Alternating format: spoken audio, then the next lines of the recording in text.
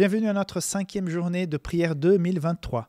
Cela fait maintenant normalement 5 jours que tu pries de façon quotidienne pour toi et pour 7 de tes connaissances. Si tu nous rejoins pour la première fois, alors je t'invite à commencer aujourd'hui. Le principe est simple. Choisis 7 personnes de ton entourage qui ont besoin d'une intervention divine dans leur vie et pour lesquelles tu acceptes d'intercéder. Il peut s'agir des membres de ta famille, des collègues de travail, des voisins, des amis ou des simples connaissances. Le but est de prier pour ces personnes avec une demande bien précise et de laisser Dieu faire le reste. Dieu agit dans la vie de ceux pour qui nous intercédons en accomplissant des miracles, par exemple des relations brisées qui ont été restaurées, des vies en danger qui ont été sauvées, ou même la passion pour la mission qui a été ravivée. Nous avons tous besoin d'un miracle, mais si tu connais déjà Dieu dans ta vie, peut-être le plus grand des miracles dont tu as besoin, c'est celui de la communion régulière avec Dieu. Plus grand même qu'une guérison ou qu'une grande bénédiction, la plus belle chose que puisse arriver dans ta vie, c'est l'habitude ancrée de chercher Dieu tous les jours, comme faisait Jésus, notre exemple. Alors, prions comme lui. Je te laisse mieux comprendre cela avec notre invité et son message. Je te souhaite une bonne soirée, un bon visionnage. On se retrouve tout à l'heure après un temps d'adoration et de méditation. Et n'oublie pas, partage cette vidéo et abonne-toi à notre chaîne. À tout à l'heure.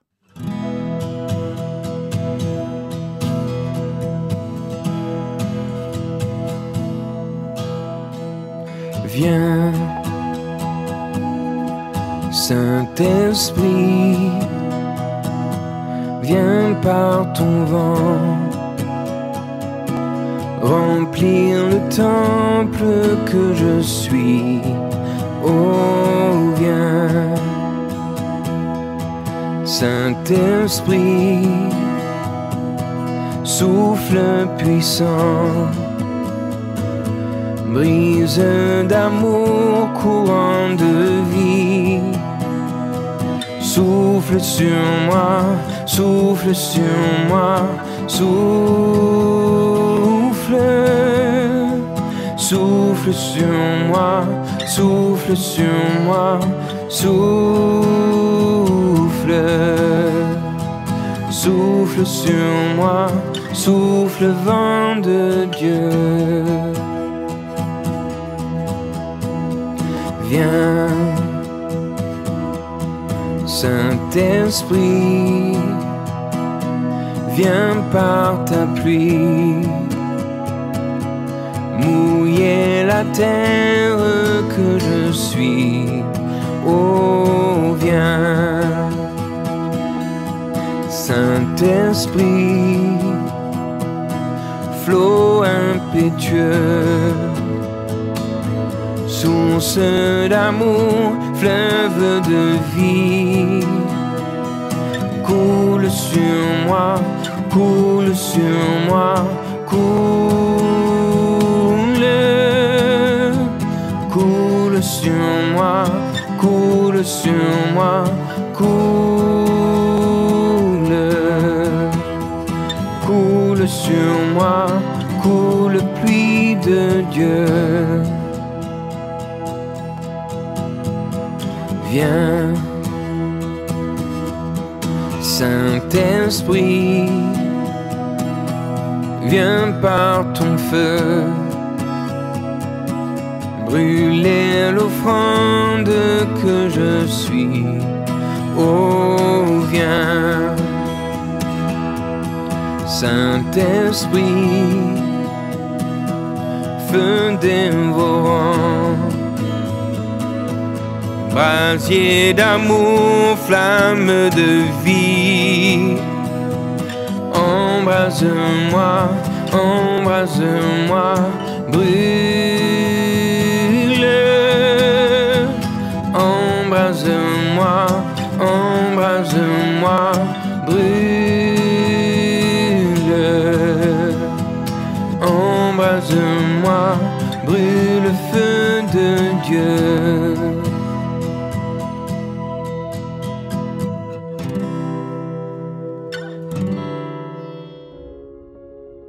Bonjour chers amis, le titre du message d'aujourd'hui est Jésus, le matinal.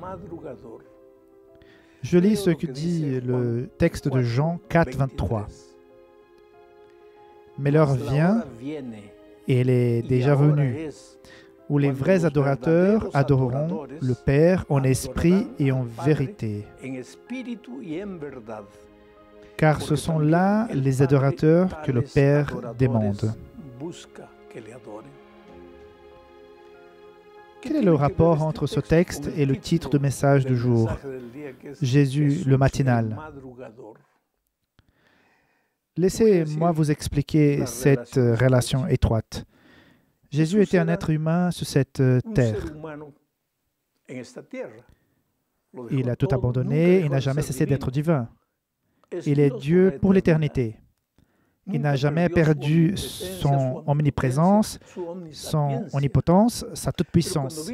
Mais lorsqu'il est venu sur cette terre pour nous sauver du péché, pour mourir à notre place, il a fait alliance avec son Père pour que sur cette terre, il n'utilise pas ses pouvoirs divins. Ainsi, la victoire du Christ, la vie victorieuse du Christ, les grandes œuvres miraculeuses qu'il a accomplies ne sont pas le résultat de sa divinité, car il ne pouvait pas utiliser ses pouvoirs divins sur cette terre. Il ne s'est pas vêtu comme un homme, il ne s'est pas déguisé en être humain, il est devenu un être humain. Et Paul a écrit à Timothée qu'au ciel, Jésus sera pour toujours l'homme. Il ne va pas se débarrasser du corps humain qu'il a revêtu lorsqu'il est venu sur cette terre. Mais la vie de cohérence, d'obéissance, de soumission, la vie victorieuse du Christ et les grands miracles ont été le résultat de sa vie de prière. Pourquoi? Parce que quand le soleil se levait, Jésus était déjà à genoux. J'ai entendu une phrase un jour que les prédicateurs répètent souvent. Personne n'a vécu comme Jésus a vécu. Parce que personne n'a prié comme Jésus a prié. Les oiseaux n'étaient pas encore réveillés, qu'il était déjà à genoux pour crier à Dieu. Or, s'il y a quelqu'un qui, théoriquement, n'aurait pas besoin de prier, c'était bien lui, car il était Dieu. Même en étant un être humain, il était toujours Dieu. Et pourtant, il a toujours cherché son Père dans la prière. Pourquoi? Tout d'abord, pour nous donner l'exemple, pour nous apprendre non seulement comme il faut obéir, mais qu'il faut marcher dans les voies de Dieu, mais aussi pour nous apprendre la méthode pour réussir à obéir. Il n'y a pas de vie d'obéissance, il n'y a pas de vie de pouvoir, il n'y a pas de vie victorieuse sans une vie de prière. Et lorsque vous priez, priez, priez encore, vous entrez en communion avec le Saint-Esprit. Jésus fut un homme qui a vécu sur cette terre en dépendant du Saint-Esprit. Il a été conçu par le Saint-Esprit. Il a été baptisé avec l'Esprit Saint qui vient sous forme de colombe, ce qui signifie qu'il grandit en grâce et sagesse devant Dieu et devant les hommes avec le Saint-Esprit. Après son baptême, il fut amené dans le désert par l'Esprit et ressortir vainqueur par la puissance de l'Esprit. Ensuite, il a choisi ses disciples conduits par l'Esprit. Il a développé tout son ministère par le pouvoir du Saint-Esprit. Il a vécu dans l'Esprit et finalement, il est mort dans l'Esprit. Il a été ressuscité dans l'Esprit par l'Esprit. Jésus est le modèle pour celui qui veut chercher Dieu tous les jours pour recevoir la puissance de l'Esprit Saint. Maintenant, je relis le texte pour que vous puissiez voir la relation entre le titre et le texte. Le texte dit « Mais l'heure vient, et elle est déjà venue, où les vrais adorateurs adoreront le Père en esprit et en vérité. Car ce sont là les adorateurs que le Père demande. » Le Père cherche des adorateurs en esprit, des hommes et des femmes qui marchent par l'Esprit, qui sont conduits par l'Esprit, qui obtiennent les grandes œuvres de la victoire par l'Esprit, qui sont même capables d'accomplir des miracles par la puissance de l'Esprit.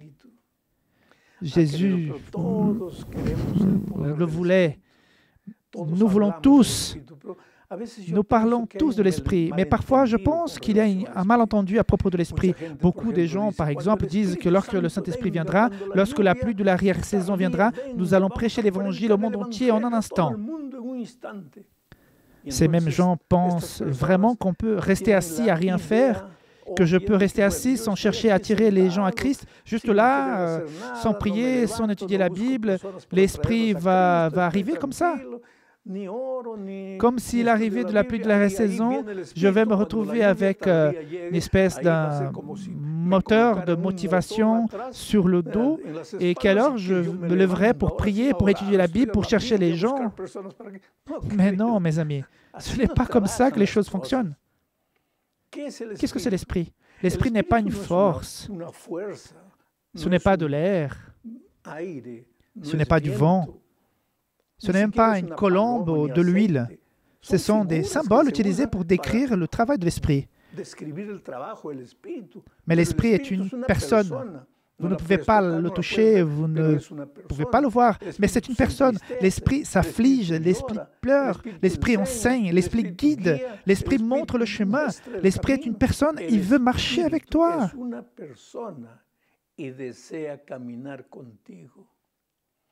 Mais comment l'Esprit agit-il? Il te parle au cœur.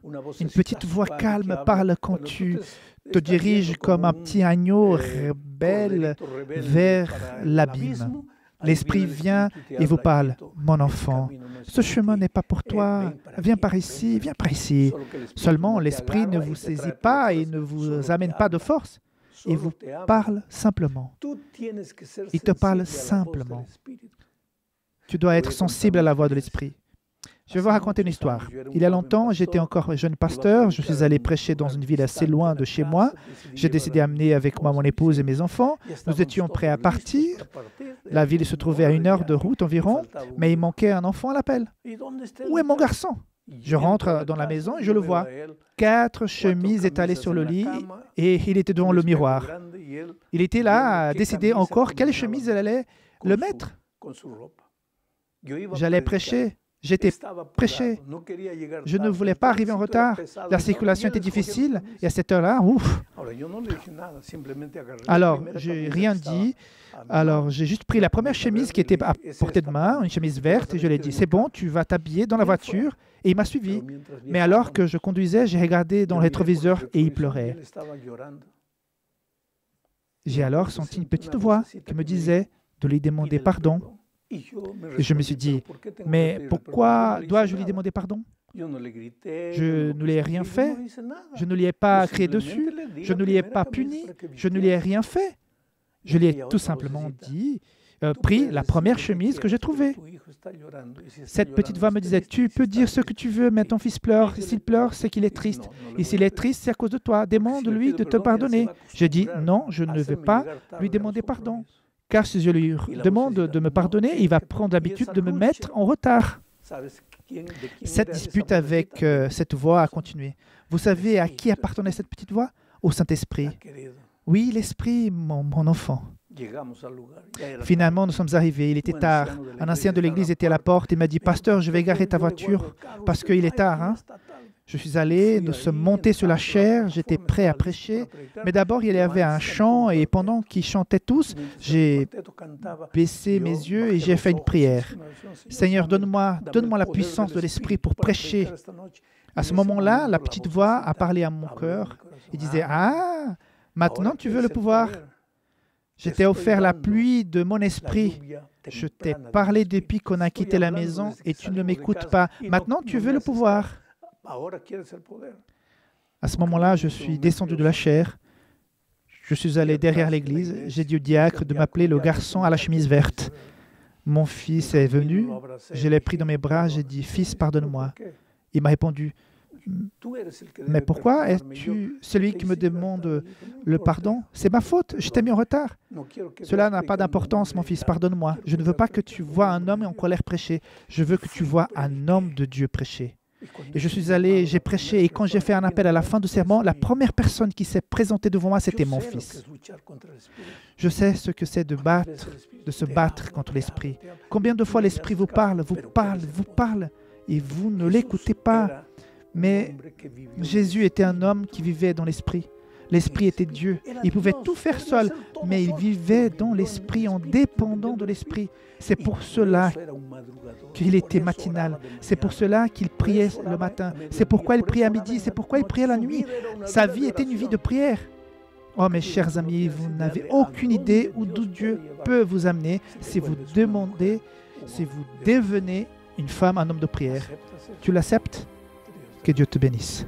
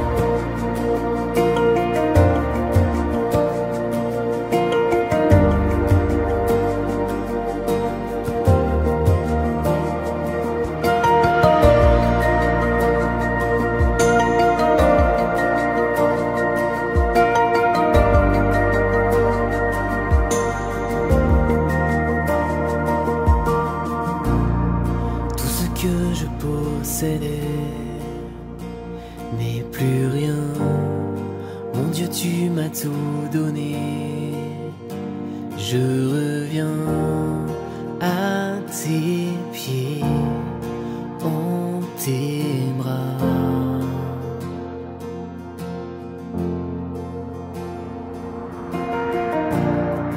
Quand ce monde m'a aveuglé de mensonges, l'invisible m'a trouvé comme un songe qui s'éteint. Maintenant je peux voir,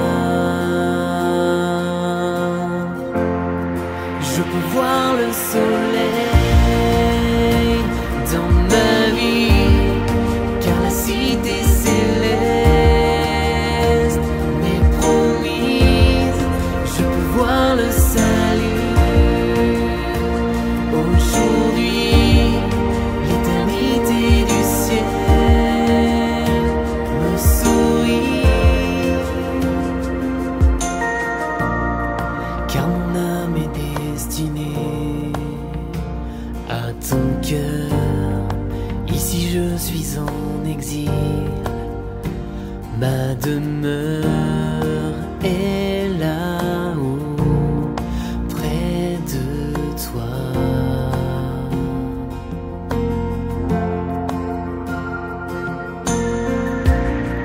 Quand j'aurai gravi le mont des épreuves, quand tu l'auras décidé, viendra l'heure où je dirai: maintenant je peux voir. Je peux voir le soleil dans ma vie, car la cité céleste m'est promise. Je peux voir le salut aujourd'hui, l'éternité du ciel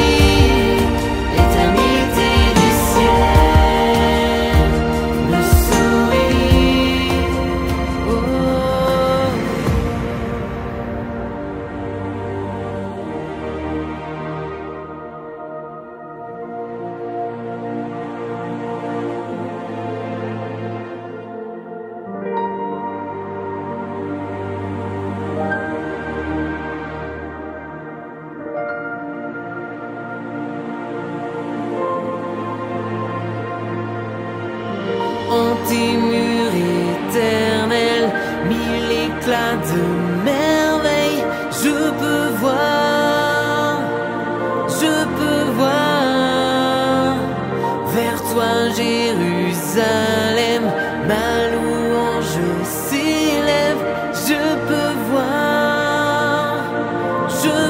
voir en tes murs éternels mille éclats de merveille. Je peux voir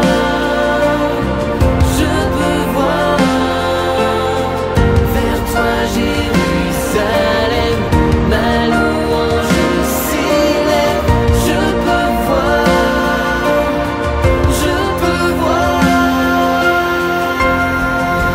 voir le soleil dans ma vie, car la cité céleste m'est promise.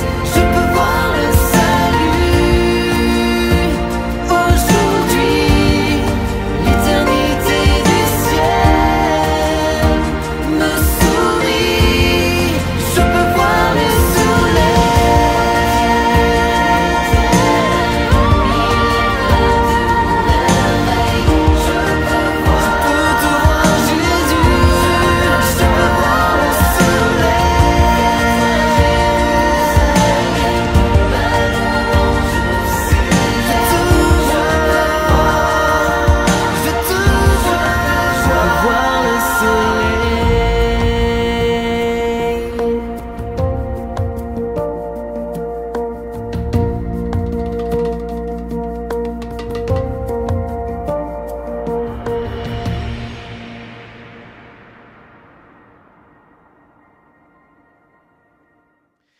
Voilà, nous arrivons au terme de notre 5e rencontre de prière. Que puissant message de ce soir, mes amis. C'est comme du baume sur notre cœur. Oui, nous avons besoin de plus de présence du Saint-Esprit dans notre vie. Il peut tout, rien ne lui est impossible. Et sa puissance, il veut la mettre à ton service, à mon service. Alors que nous allons nous quitter, proclame la grandeur de Dieu et laisse-le te bénir. Crois dans le changement que Dieu peut faire dans ta vie. Quant à nous, on se retrouve demain pour notre 6e rencontre de prière 2023. D'ici là, n'oublie pas de prier pour les 7 personnes que tu as choisies, que je mentionnais au départ. Et n'oublie pas de partager cette vidéo. Donc, sois béni et on se retrouve tous demain. Bye bye.